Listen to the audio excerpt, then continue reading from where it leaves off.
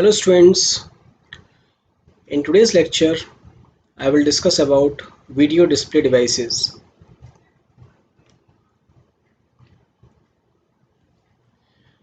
The most common video display device is CRT screen, and we know that CRT is what? It is a cathode ray tube. The primary output device in a graphics system is a video monitor. The operation of most video monitors is based on the standard cathode ray tube design. And in cathode ray tube we are having electron gun, then focusing system, then magnetic deflection coil, then phosphorus coated screen and refresh CRT. So here is a diagram of cathode ray tube, and you can see in this diagram we are having one base which is connected with connector pins. Then we are having electron gun, then focusing system, then magnetic deflection coils, and here this is the screen, CRT screen, and this screen is coated with phosphorus, and this is the electron beam which is falling on the phosphorus coated screen. So in this we are having one electron gun, and basically this electron gun is it is made up of cathode, and we know that cathode is negatively charged. So when this cathode is heated up by using by passing the current in the connector pins through the filament, so basically what is happening, it is causing the electrons to be boiled off. That means it starts emitting the electrons, but the electrons is having a very low speed. To increase up the speed of the electrons in the electron beam, we are having another system that is known as accelerating anode, and we know that anode is positively charged.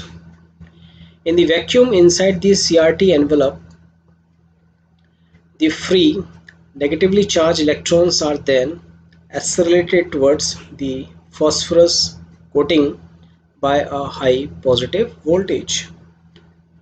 So we are applying a voltage, and it is a positive voltage, and we know that electrons are negatively charged and the voltage is positive.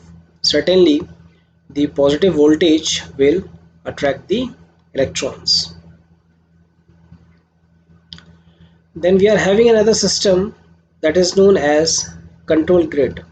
You can see the figure.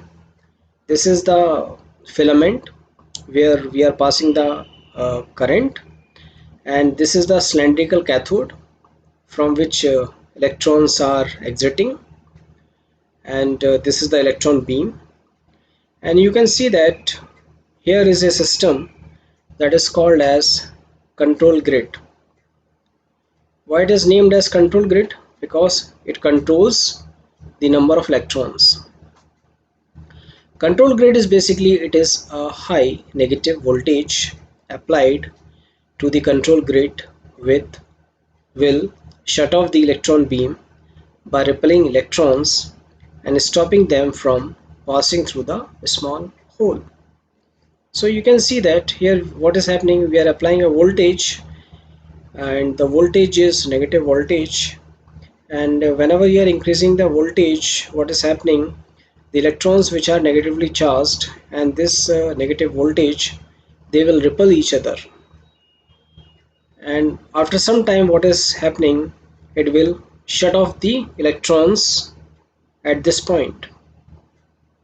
So by making use of control grid, we could control the number of electrons.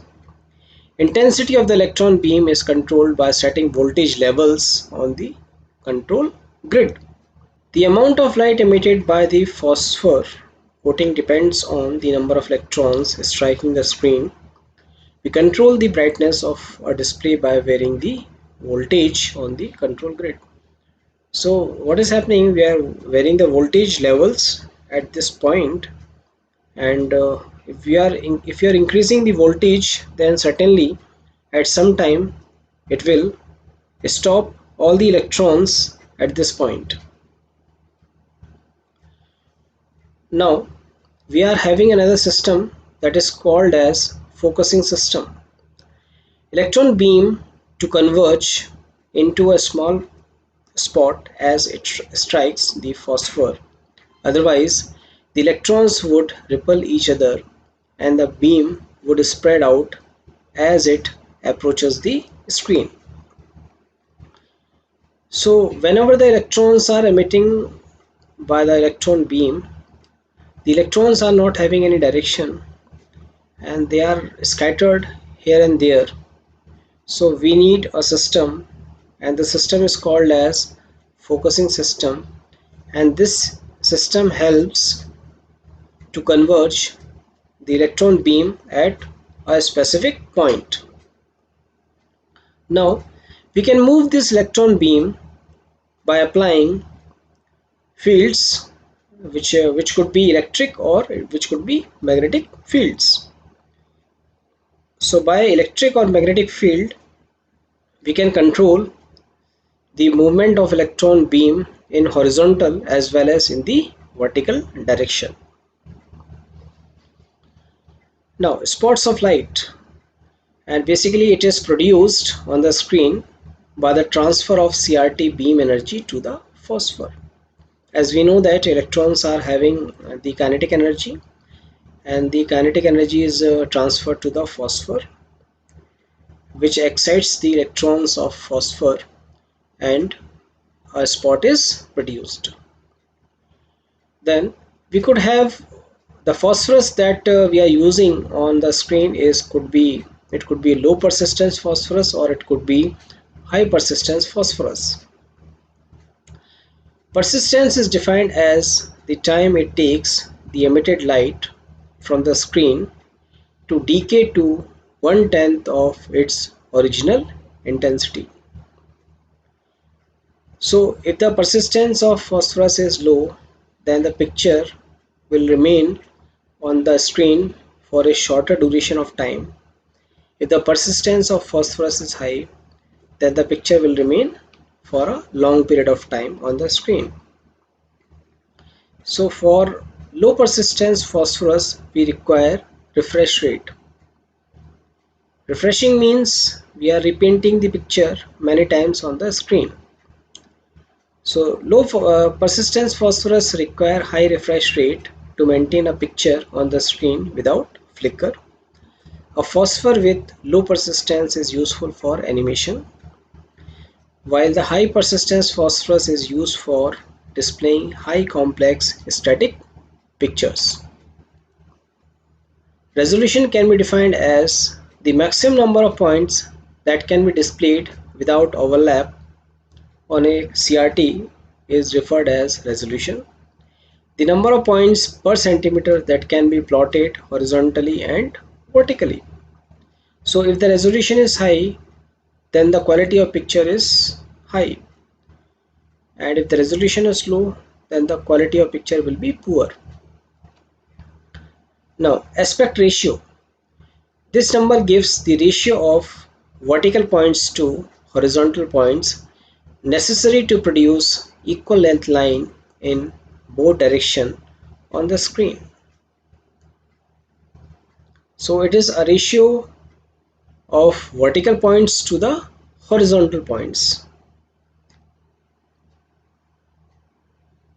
Now resolution of a CRT is dependent on the type of phosphor, the intensity to be displayed, and the focusing and deflection systems.